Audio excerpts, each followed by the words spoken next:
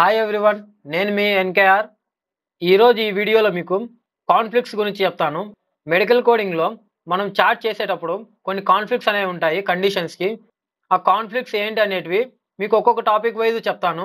ఈరోజు చెప్పే topic DM యొక్క కాన్ఫ్లిక్ట్స్. ఈ డిఎం కాన్ఫ్లిక్ట్స్ అనేవి ఎంతో ఇంపార్టెంట్. ఎందుకంటే 100 చార్ట్స్లలో 90 చార్ట్స్ డిఎం బేస్డ్ చార్ట్స్ ఉంటాయి. సో డిఎం కాన్ఫ్లిక్ట్స్ అనేవి చాలా ఇంపార్టెంట్. ఈరోజు మీకు ఈ కాన్ఫ్లిక్ట్స్ గురించి చెప్తాను. డిఎంలో ఎలాంటి కాన్ఫ్లిక్ట్స్ ఉంటాయనేది చాలా సింపుల్గా ఉంటుంది. జస్ట్ 2 మినిట్స్లో అయిపోతుంది. మీకు ఒక పేషెంట్ చార్ట్ చూడగానే డిఎం ఉందా లేదా, డిఎం ఉంటే కనుక వాటి కాన్ఫ్లిక్ట్స్ ఉన్నాయా లేవా అనేది చూడాలి. ఇప్పుడు ఆ కాన్ఫ్లిక్ట్స్ ఏంటనేది చెప్తాను. ఐఎఫ్జి, దీన్నే ఇంటర్మిటెంట్ ఫాస్టింగ్ గ్లూకోజ్ అని అంటారు. చాలామందికి డౌట్ ఉండొచ్చు, ఈ కాన్ఫ్లిక్ట్ అంటే ఏంటి అని. ఒక కండిషన్ ఉన్నప్పుడు ఇంకో కండిషన్ని మనం కోడ్ చేయకూడదు, దాన్నే కాన్ఫ్లిక్ట్ అంటారు. ఈ ఐఎఫ్జి అనే వర్డ్ ఈ డిఎంకి కాన్ఫ్లిక్ట్ అవుతుంది. అలానే మెయిన్గా ఇంకో 2 వర్డ్స్ ఉన్నాయి, అవి ఏంటనేది కూడా మీకు ఇప్పుడు చెప్తాను.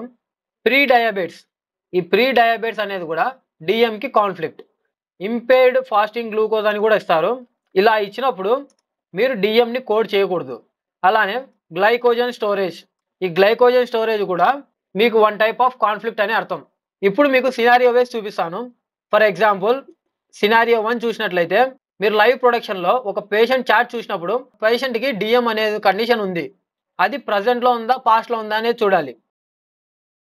Active header or present header, present హెడర్లో డిఎం అనే కండిషన్ ఉంది. ఈ పాస్ట్ హెడర్లో ప్రీ డయాబెట్స్ అని ఇచ్చాడు. ఇప్పుడు కోడ్ చేస్తామా అంటే చేస్తాం. ఇందాకనే చెప్పారు కదా, ప్రీ డయాబెట్స్ ఉంటే మనం డిఎంని కోడ్ చేయకూడదని. కానీ ఇక్కడ కొన్ని ఎక్సెప్షన్స్ ఉంటాయి. ఎందుకంటే ప్రజెంట్ అతనికి డిఎం ఉంది, పాస్ట్లో ప్రీ డయాబెటీస్ అనే వర్డ్ ఇచ్చాడు మీకు. అంటే ప్రజెంట్ ఉందా లేదా అనేది మనకు తెలియదు, బట్ డిఎం అనేది ఉంది. సో మనకు కాన్ఫ్లిక్ట్ అనేది అవ్వదు ప్రీ డయాబెటీస్ అనేది. ఈ సినారియోలో డిఎంని కోడ్ చేయొచ్చు. మరి ఎప్పుడు కోడ్ చేయకూడదు, ఎలాంటి సినారియోస్లో కోడ్ చేయకూడదు అంటే సినారియో 2. ఈ సినారియో 2లో యాక్టివ్ హెడర్ ప్రీ డయాబెట్స్ అని ఇచ్చాడు, are IFG are glycogen storage ఈ వర్డ్ ఇచ్చారు. పాస్ట్లో ఏమో డిఎం అని ఇచ్చారు. ఈ సినారియోలో డోంట్ కోడ్ డిఎం. ఎందుకంటే ప్రజెంట్ అతను క్లియర్గా మెన్షన్ చేస్తున్నాడు ఇంటర్మీడియట్ ఫాస్టింగ్ గ్లూకోజ్ అని, లేదంటే గ్లైకోజన్ స్టోరేజ్ అని, ఆర్ ప్రీ డయాబెటిస్, ఇలా ఏదో ఒక వర్డ్ ద్వారా అతను మెన్షన్ చేశాడు ప్రజెంట్ హెడర్లో.